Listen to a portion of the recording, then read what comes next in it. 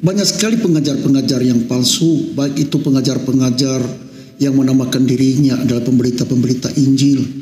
Ada juga orang-orang yang menyomot-nyomot ayat-ayat Alkitab, yaitu mereka yang menyerang iman kepercayaan kita sebagai orang Kristen, saudara. Tapi kita harus mewaspadai semua itu.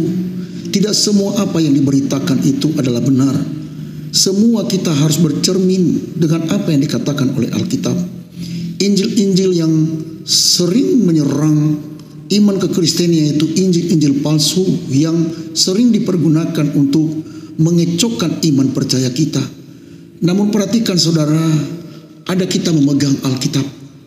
Jadi kita harus berpegang teguh pada Alkitab ini. Di luar ini saudara, itu bukan dasar iman percaya Kristen. Tetapi semua itu adalah injil-injil yang dilakukan oleh orang-orang yang dipakai oleh iblis. Nah, bagi kita yang menunggu kedatangan Tuhan Yesus, mari kita berpegang teguh kepada Injil yang benar. Apa yang disaksikan oleh para murid, apa yang ditulis oleh Alkitab yang sudah dikanonisasi, yaitu Alkitab ini, baik Alkitab Perjanjian Lama maupun dalam Perjanjian Baru, saudara. Alkitab ini adalah kebenaran absolut dan final, tidak ada lagi ditambah ataupun dikurangi. Menjelang kedatangan Tuhan Yesus itu akan muncul nabi-nabi palsu. Itulah sebabnya kita harus mewaspadai, saudara.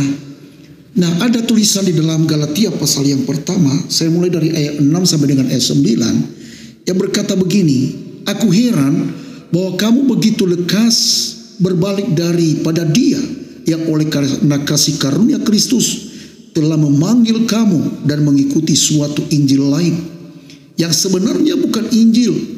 Hanya ada orang yang mengacaukan kamu dan yang bermaksud untuk memutarbalikkan Injil Kristus. Tetapi sekalipun kami atas orang malaikat dari sorga yang memberitakan kepada kamu suatu Injil yang berbeda dengan Injil yang telah kami beritakan kepadamu, terkutuklah dia seperti yang telah kami katakan dahulu.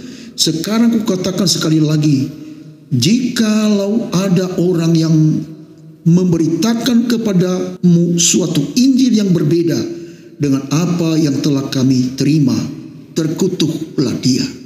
Jadi begitu jelas Alkitab ini mengajarkan kita bahwa kita tidak boleh mengikuti ajaran-ajaran yang tidak berdasarkan kepada Alkitab yang sudah final ditulis dalam kanonisasi Alkitab ini, saudara. Jadi jangan ada Injil yang lain. Sekalipun mungkin itu pendeta besar, sekali itu pendeta yang luar biasa, yang kata mereka dipakai oleh Tuhan dengan luar biasa, melakukan mujizat dengan luar biasa. Ingat saudara, menjelang kedatangan Tuhan yang kedua kali akan muncul nabi-nabi palsu, akan muncul Mesias palsu. Itulah sebabnya kita harus berpegang teguh, berdiri teguh kepada kebenaran Allah, yaitu firman Allah dalam Perjanjian Lama dan Perjanjian Baru yang kita terima hari ini. Itu pun kalau kita menerima Alkitab ini, saudaraku kekasih, bagaimana cara mereka memberitakan?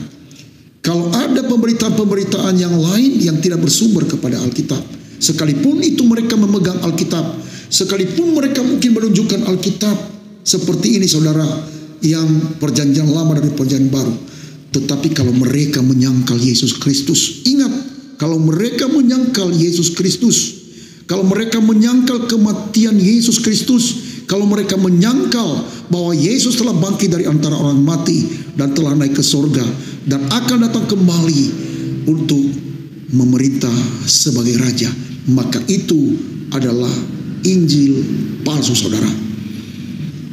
Jangan ikuti itu. Jangan sampai kita binasa oleh karena kita mengikuti Injil-Injil yang sesungguhnya bukan Injil dari Tuhan Yesus Kristus. Tuhan Yesus memberkati kita. Salam Maranatha.